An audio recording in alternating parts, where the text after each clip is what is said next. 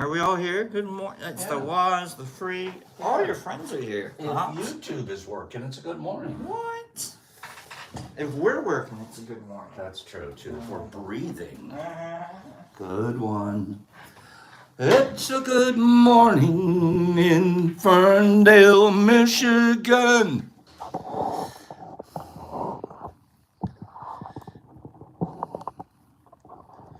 Happy, happy, joy, joy. Good morning. Good morning out there. I see Billy D. Billy D, how's your road trip going? We have two friends that are on a road trip that had some difficulties out there, it looks like. Good morning. I agree, JW. One heck of a good day to be alive. Cat Meowzilla. Good morning, Pacers. Playoffs starting. Playoffs. Good morning, Wazzy and Laura. Justin. That's okay. Justin. Good morning. Good morning. Pacers, I was surprised how good your team did this year. You guys were pretty good. Okay. Good morning, you guys. Take a couple of minutes to say good morning to each other. And kick things off here. Good morning. Vegas, do you ever go to bed? It's just a question. Vegas doesn't sleep. She's like the city. She never sleeps.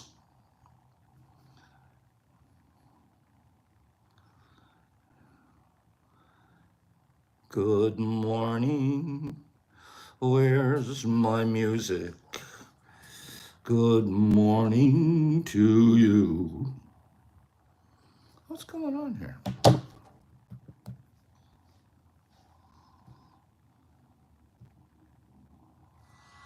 There we go.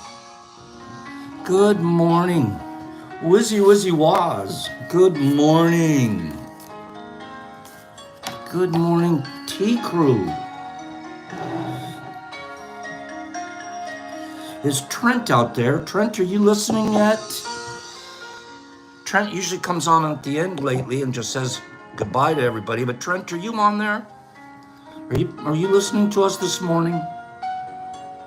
If you are, say hello, Trenty. Good morning, Wazzy. Agreed with that one, Justin. Is Trenty here? Trenty the Trenty Trenterson. We'll see. He might be. How about Shy and Michael Patterson? Where are they at? We know they were in New Mexico yesterday. Good morning.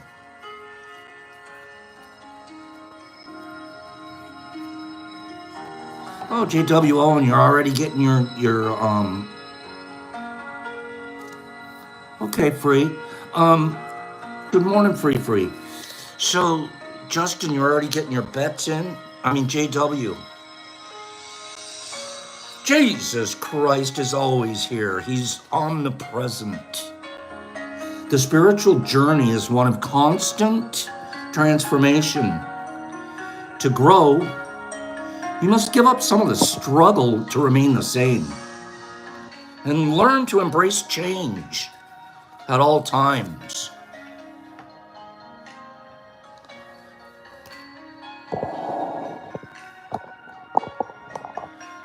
Constant transformation.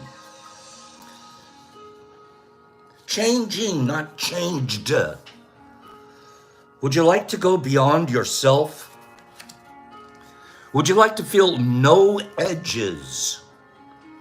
No edges, no edges. I'm getting there. One of my sides has no edge. I'm working on my other edges. Good morning. You're out of control, Jesus. Good morning, beyond. Where is beyond? Where is beyond? Ever thought about that? When you say beyond, what do you mean? Where is beyond? Beyond is infinite in all directions. Right, Derek Anderson? Beyond is infinite in all directions.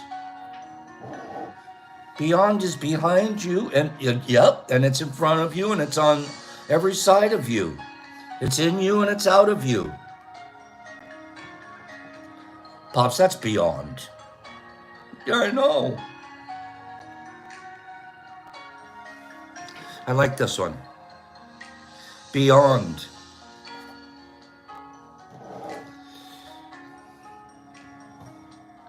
How many of you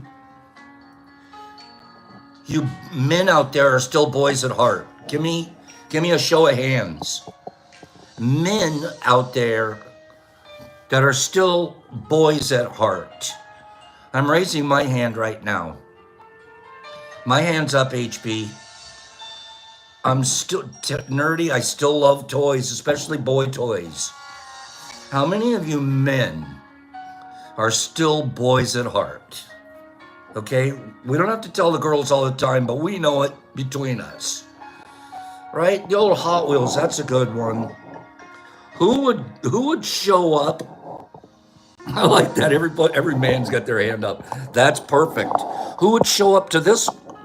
Who would show up to this?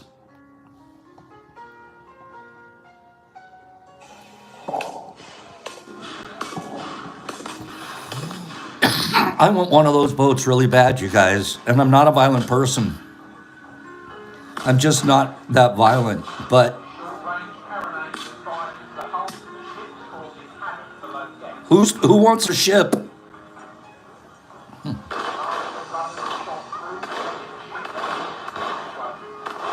Now, if that isn't getting the boy in your heart, I don't know what does. I want to be on the edge of the pond. Look at the sails. They're tearing each other's boats up. It's hilarious.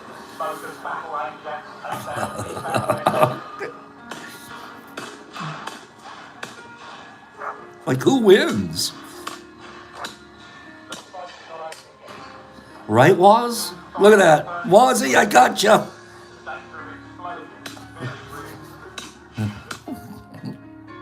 Let's show that one more time, boys. You watch.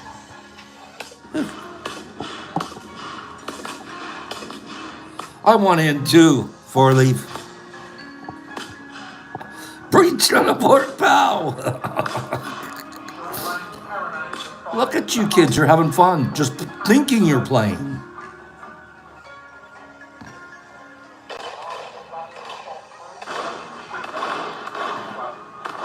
I gotta admit to you, that looks fun as could be. Wazzy.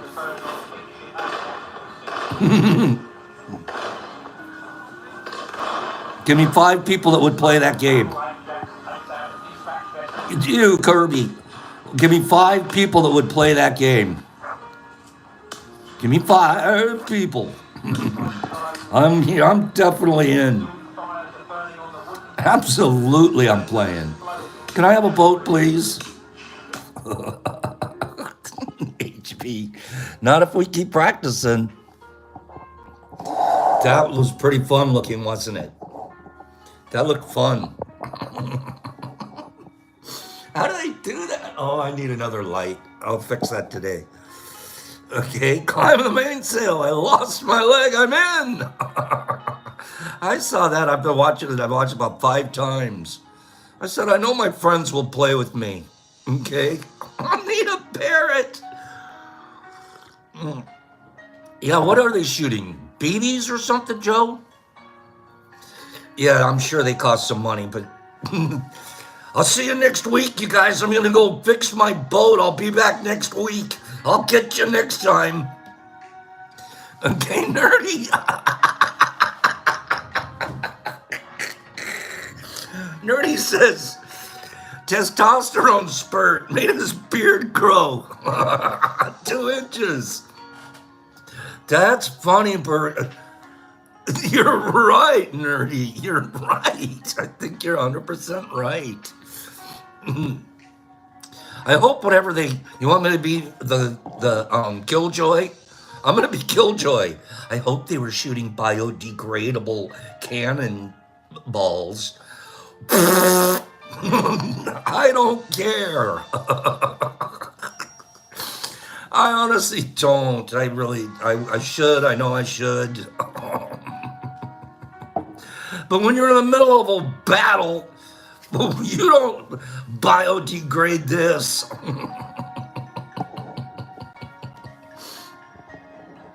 Oh, gosh. Degrade these balls, Brian. I agree. No lead. No lead. Good morning. Iron balls, don't you? Oh, okay. Just Sam Posick. Last week, somebody tried to give you a present.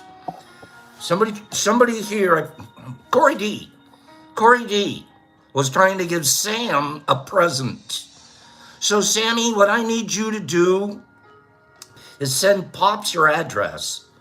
Send me your address on an email, and I will send that package to you. So Corey wanted it to go to you. Sam, my address that you would want to send it to is the Detroit Mush Lab at gmail.com. That's the straight address, boom, email straight to me. So Sammy, if you could send me that address, I would like to get this Corey D box out to you. Okay? That was very kind of Corey. And Rodman was in on it too. Rodman and Corey. Rodman worked a couple little of the strings in there too. So thank you for that. I'm going to show you guys. This guy is one of my personal heroes. Not that I know him very well, but I did go. I have seen him perform a couple of times in Los Angeles, way back in the day.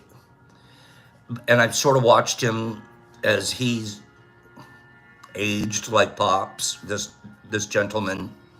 But why I consider him, hero's a loose term. But he's fairly heroic to me because he had skin in the game. He put his skin in the game. He didn't just talk a game. He played the game. And he played it hard and he played it straight. And he put his skin in the game. He showed up to the rallies. He showed up to the concerts. He helped do the legalizing. He spent some time in jail behind all of this. Who could I possibly be talking about? Think of two guys back in the 70s. Think of two guys, they were partner comedians back in the 70s. Think of it. This is one of those two. Who do you think I'm talking about? It's not George Carlin. It's not Penn and Teller. I like Penn and Teller's show. I'm being a little obscure, I bet. You ever heard of, there you go, Don. There you go, Don's right. Look at what Don said. But it's Chong. It's actually Chong. Tommy Chong. I love me some Tommy Chong. Give me 5 people. Give me 5 people that like Tommy Chong. That guy, he did his work. He put his foot in he walked the walk to help legalize marijuana in so many ways. They made it funny. They made it culturally appreciative. They did their thing. Cheech too. Cheech turned out to be a pretty good actor.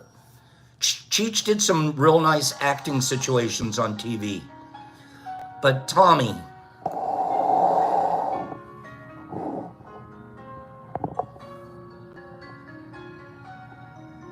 marijuana is the friendliest drug you'll ever come across.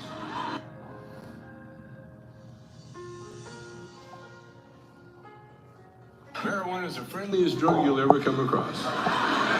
It is. It's the only drug I know where you take a hit, your first impulse is to give it to somebody.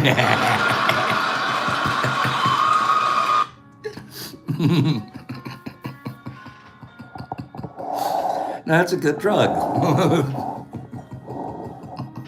Dave's not here, man. Marijuana, it's true. Your very first impulse, give it to somebody. And that perfect pass, you know, the pass where your finger rolls the spliff right onto the other guy's hand, just perfectly. Okay. Rodman, I agree with you. Mushrooms are like that too. Okay. I like me some Tommy Chong. 4-leaf, and then they get the munchies. Puff, puff, pass, JCB. Marijuana is the friendliest drug We haven't you'll done ever a come across. JCB around here in a long It is. time. It's the only drug I know where you take a hit, your first impulse is to... That's funny. Okay. So last Friday, do you guys remember at 9:37, there was a Dave knock on my door? Guy wasn't supposed to get here till 10, and I was gonna cut loose about 9:45 so I could get everything kind of tightened up. But instead, dude's knocking at the door at 9:37. So we were flexible, we flexed. That's one of the, and I thought about it over the weekend, that's one of my favorite things about the T crew. And we've given ourselves a lot of chances to do this. We're a flexible group. We're flexible. If we weren't before, we'd do it when we hang around each other. We learn to be flexible, not so rigid. Rigidity isn't going to help us learn kindness. The guy asks me, because he could see, he actually was out there and he could see through the window. He said, "Are you doing some kind of a podcast? And I said, "Yeah, we do a podcast." And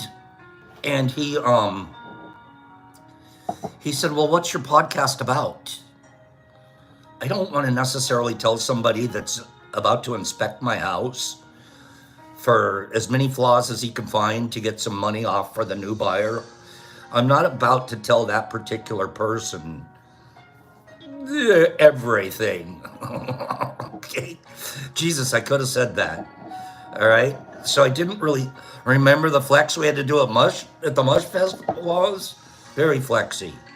So he said, "Well, what's your podcast about?" Now I'm stuck. So, you know, Kim, I came close to that. I said, this is what I said. And then afterwards I thought, he must think I am a weird O. Okay, a weird O. Because I said, well, I'm on the spot. I don't know what to do. Derek Anderson, that was it. I go, well, I teach kindness.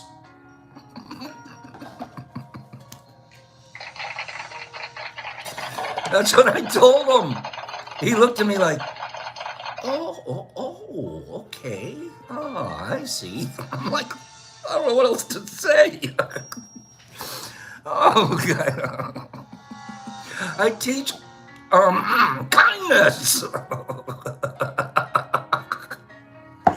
I felt afterwards that was weird. Oh, but it was okay. That's kind of what I teach kindness. I didn't have to go any further. The guy was like, and I was almost like saying, can you please be kind when you do your inspection here? That was in parentheses. Okay? Do you think you can be kind with your report? Billy, yeah. Oh, it's a cult meeting, sir. So that's what I had to tell him. And has anybody even asked me how the inspection went? Who's even asked how the inspection went?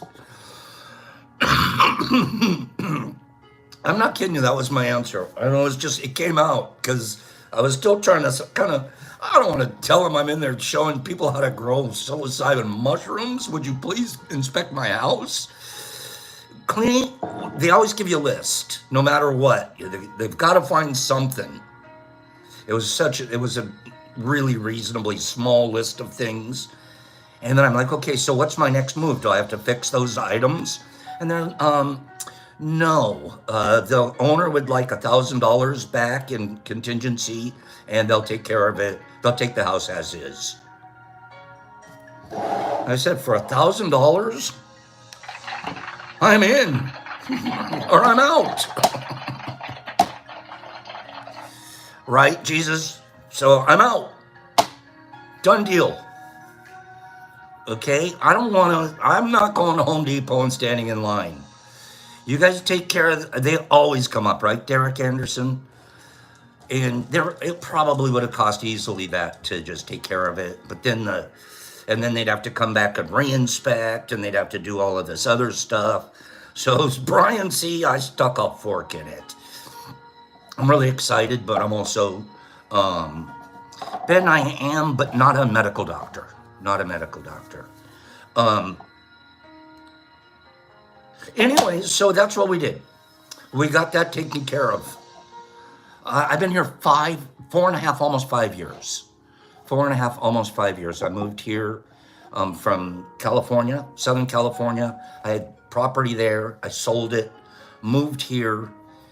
I knew kind of what I was doing because Detroit property costs are way, way, way down in comparison to Southern California. I moved here and I bought Santa Monica area I've been. I bought 3 properties when I moved here. And we took 2 of them and we Airbnb'd them immediately. And then I lived in one. And then COVID hit and the Airbnb thing blew up in a bad way. Airbnb, for like 6-8 months, you couldn't even rent anything. All the people that had reservations bailed out or had to. Then you had to start proving cleanliness, and then all of this stuff's going on. So we just took those 2 houses and we turned them into rentals. So forget Airbnb. You can make a little bit more, but there's also a lot of headaches. So boop, into Rentalville, and now we're going to take this one and do some more good with the money that we can make here. So we are, that's where I try to be a profiteer, but not in a bad way. My rents are so good and the properties are beautiful. But that's where we don't need to make money off of the back of people that we're trying to help with health. If and when you guys see me ask for a payment for something, it's literally I'm trying to break even on my homegrown costs, because that's the other thing. I lease another property from somewhere, and it's all done in cash, and it's all done where there's as close as I can get without a paper trail, even though I know there's going to be a little bit, and it's an offsite, and that's where we take care of all the grow. But because of the lease and because of the costs and because of the utilities and everything else, it's a cost. It definitely, and I can guarantee you that I don't break even every month. So, but those are the choices that I've made. I made these choices when I was 60 years old and I moved here, and I said I'm going to live a different life now. And it's not going to be a life where I care about making money. It's going to be a life where I can help people, give them a nice home to live at a completely reasonable cost, and then build up health of as many people as I can get involved with, including myself. I was my first patient, and I still am. So that's the property story. I'm just trying to dial you guys in. The appraiser for the new buyer is coming. I did when I first moved here, but I don't anymore. As a matter of fact, thank you, Carnivorous. There's too many really good green growers out there that I can't grow nearly as good as they can. I can name 3 or 4 of them right here that watch us every day. Cleany, Green Tables, who else? Red Boy Mexican. Who else? If I'm not mentioning your name, it's not because I don't. There's some really good stuff out there. Okay, so Ben, reach out to some of these people here. There's some, and they're providers.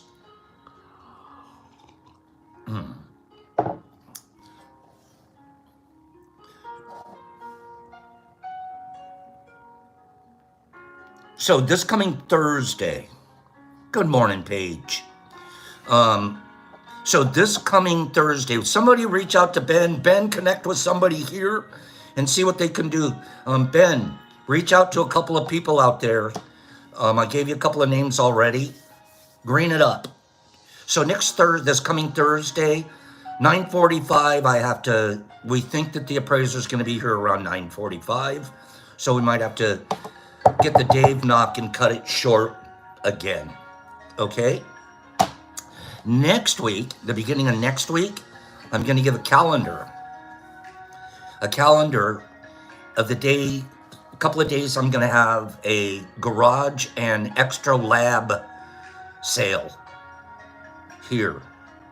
And so there's going to be a bunch of lab equipment and a bunch of other stuff available if somebody's living in the Michigan, Detroit-ish area and they feel like swinging by on that, whatever the date is that I'm going to say, they can swing on by and see what we can do about either donating or we'll work out something so you guys can get some of the equipment that's going to be available and other things. Okay? So to the new place, I don't need as much as we've had here.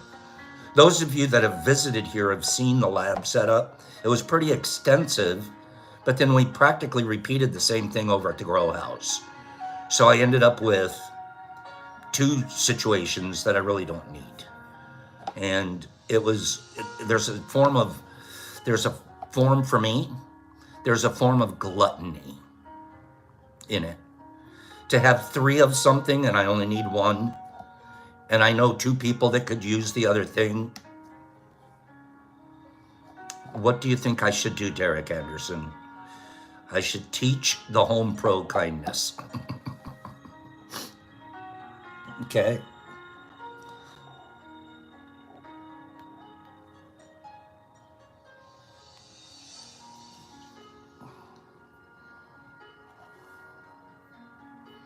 Remember last week we were talking about Bruce Lee? Bruce Lee being, who was better, Jackie Chan or Bruce Lee or Chuck Norris? Remember that? Wait for it. Wait.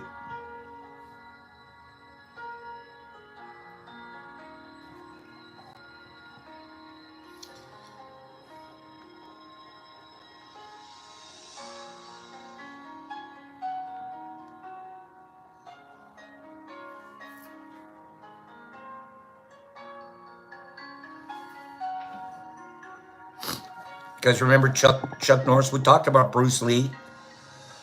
I was reading something this weekend. Bruce Lee was so fast and so accurate that he could toss a rice grain up in the air and catch it with a pair of chopsticks before it hit the ground.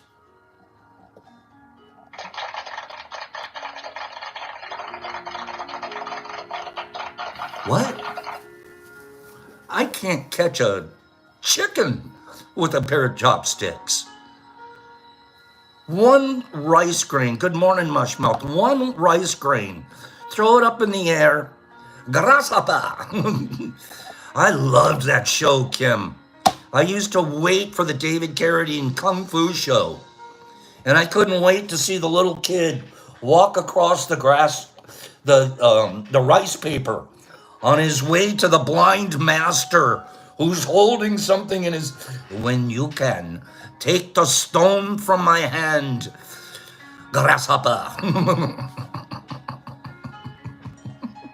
Carnivorous Chuck could catch it with 1 toothpick. Chuck Norris doesn't flush the toilet. He scares the shit out of it.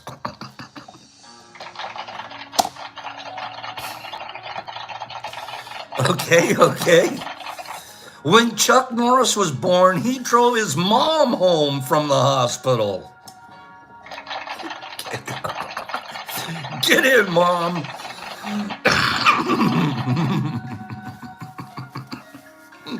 When Chuck Norris slices onions, the onions cry, okay?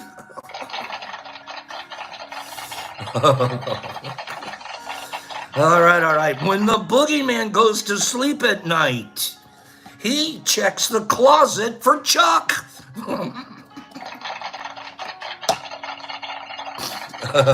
Told you we'd do some Chucks.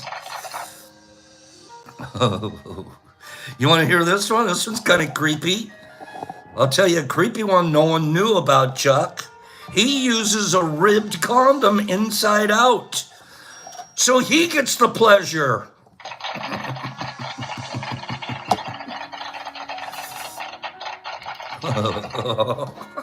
That's creepy. Jesus Christ. You do that. There's no theory of evolution. Okay, there isn't. There's just a list of animals that Chuck Norris has allowed to live.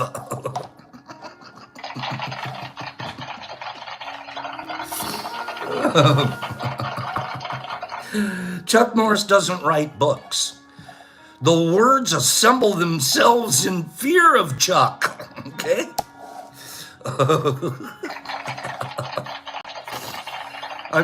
You guys didn't know this. Chuck is a world-class mathematician.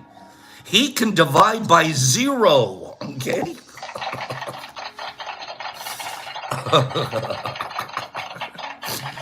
Chuck Norris can delete the recycling bin. Okay? Death once had a near Chuck Norris experience.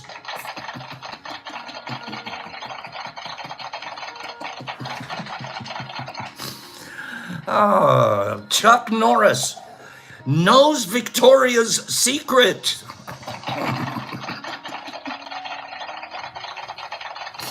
Okay. When God said, "Let there be light," Chuck Norris said, "Say please."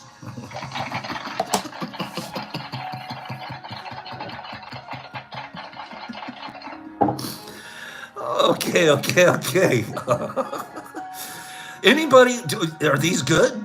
Who wants to give me 5 people want to hear 2 or 3 more Chuckies? Okay. I know Free does. Free loves these. Okay. Chuck Norris can kill 2 stones with 1 bird. Okay. You know what's behind Chuck Norris's beard? Another fist.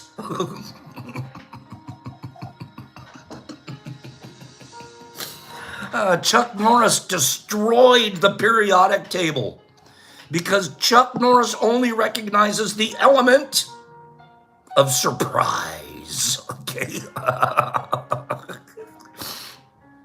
Chuck Norris can slam a revolving door.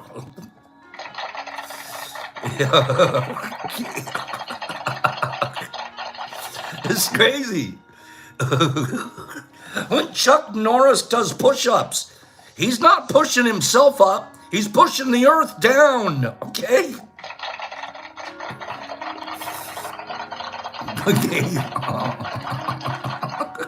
Chuck Norris doesn't wear a watch. He simply decides what time it is. Okay.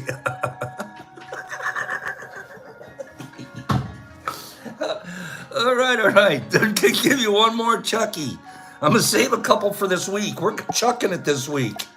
I feel like chucking it. Chuck Norris built the hospital that he was born in.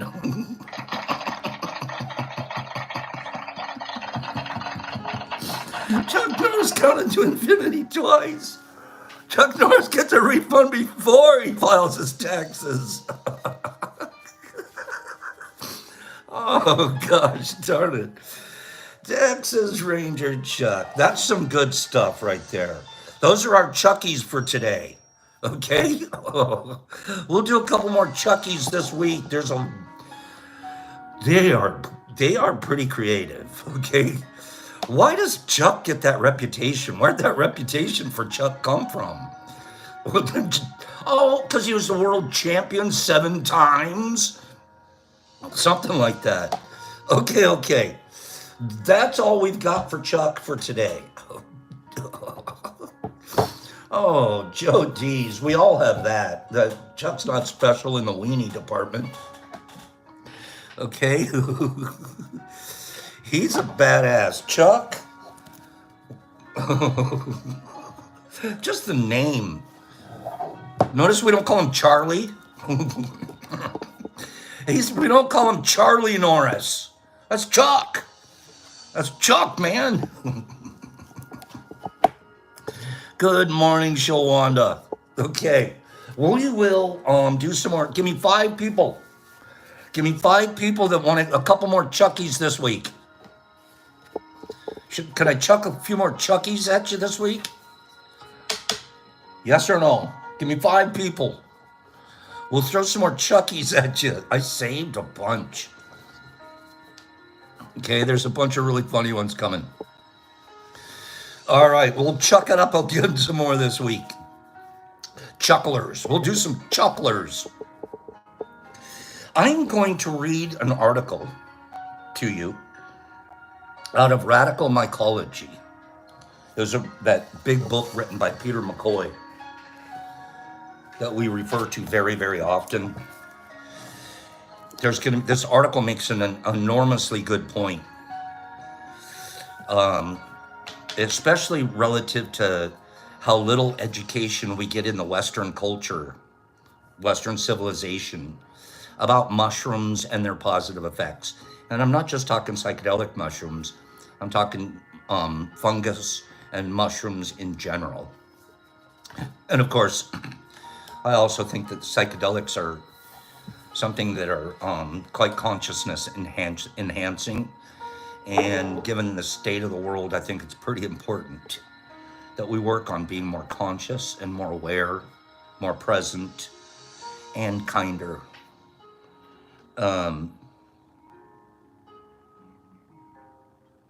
In our higher levels of learning, even high school, to colleges, to advanced degrees of almost any type, you never are taught anything about mushrooms in school.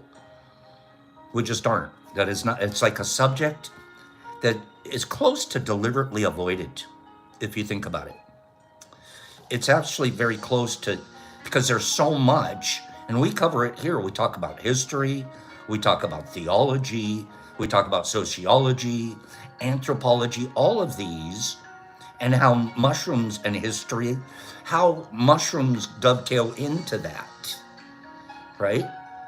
And why didn't they ever teach us any of that? Not a drop in school. And I'll give you a little hint too. The more religious your school is, the less opportunity you're going to get to learn any of that. They deliberately don't tell you any of it. Well, I shouldn't say deliberate, because that sounds like some master plan. It's just a topic that is never taught. I'm on chapter 12. Myconosis is the name of this. And that's absolutely true, Mr. 420.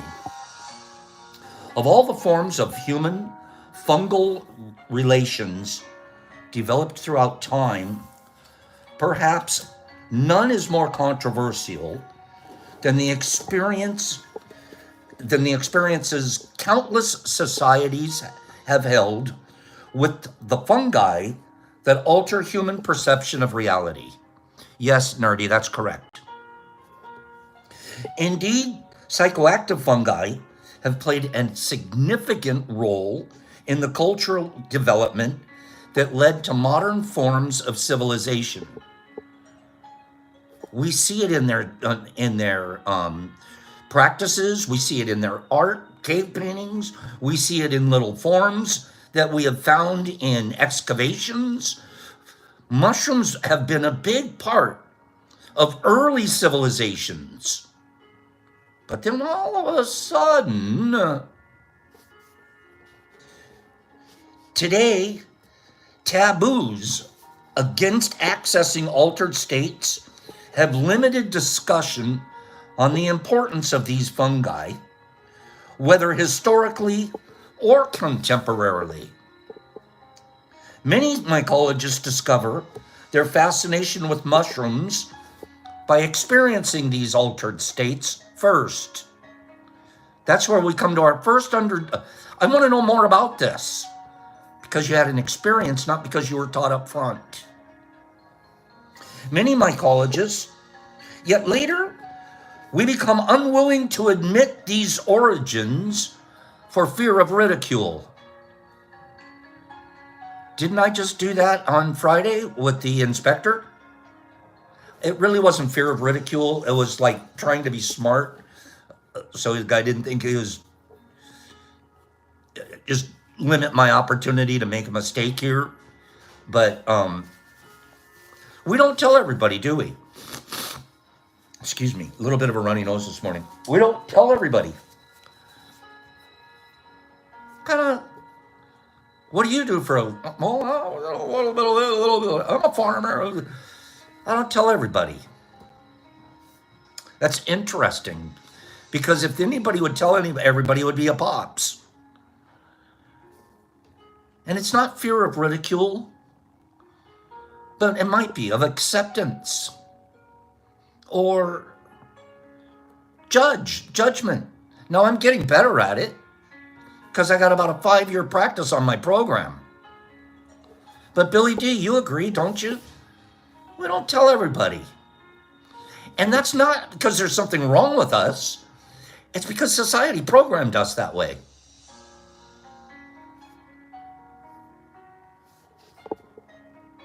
In academia, the cultural influences of altered states and psychoactive fungi are essentially completely absent from courses in theology, philosophy, or anthropology, despite their wide-ranging and well-documented historical significance. It is incredibly historically significant, but let's not talk about it. Let's ignore it. With limited resources being invested into an objective understanding of these fungi, documenting their history and implications, and having YouTube channels, that wasn't in there, has largely been left to the effort of independent researchers. However, here too, problems arise, considering that many of these investigators are frequently passionate advocates for the use of these substances. Their findings are often biased. I already think I like them, so now I'm going to research them. You bring into it a bias because of the lack of total exposure and understanding. Without sufficient peer review, as found in areas like pharmacology and anthropology and sociology, much of the literature on psychoactive fungi are skewed towards highlighting their positive effects while understating their pitfalls. I know that's true. You guys know here, if you're a regular listener, we will point out the pitfalls. We point out the pitfalls, we point out the background stuff, we point out the wolves, we point out the profiteers. We don't just highlight only the good. That's an important thing to remember. You need to be a balanced advocate. When one adds in the range of opinions and unfounded claims about psychoactive mushrooms on the internet, the curious researcher on the topic is left to find a wash of conflicting data. The complexity of such a taboo issue thus becomes compounded, leaving the revelations of these fungi as distorted as the imagery that they may have risen from. It's a huge disservice. Be aware and don't be a colleague to the lack of representation of the importance of mushrooms in our society and past societies. For radical mycologists, that's what we are. We're radical mycologists. Pop certainly is.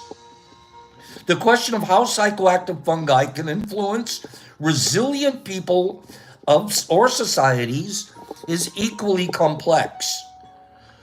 Though much has been written about the positive potential for these fungi to guide cultural transformation, a review of their history also reveals that their consumption can be detrimental to a person or a society working to redefine itself.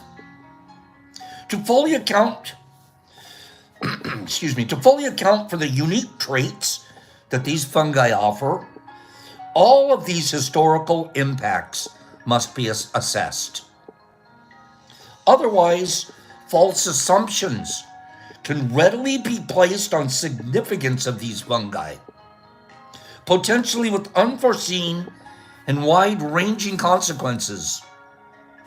To develop the most positive relationship between humans and fungi in the present and coming years, this legacy must be understood by all who wonder if these fungi should be integrated into any state of development, whether it be a personal one or a cultural one.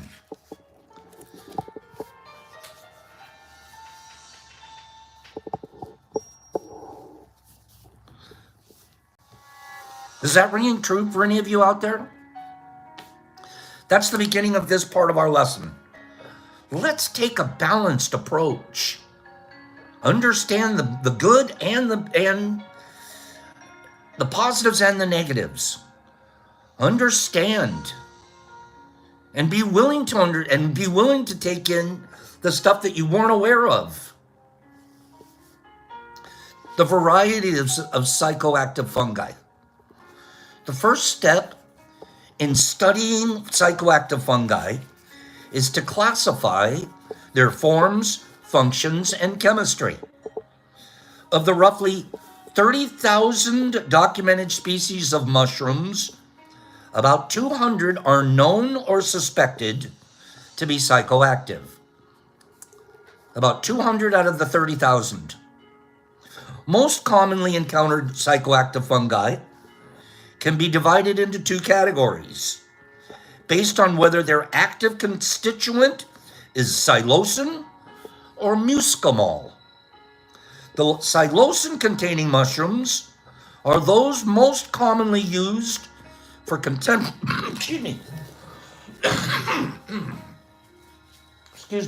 for contemporary practices, and they constitute the larger group of the two, while the muscimol-containing fungi have the richest global history, and that's going to be your Amanita muscarias, etc. Okay? So, starting tomorrow, we're going to continue this frame of thought. We're going to look into the psychedelic chemistry of psilocin. We're going to look at psilocin-containing fungi, and then the biochemistry of psilocybin. We will follow that up with some information about muscimol. How does that sound to you guys?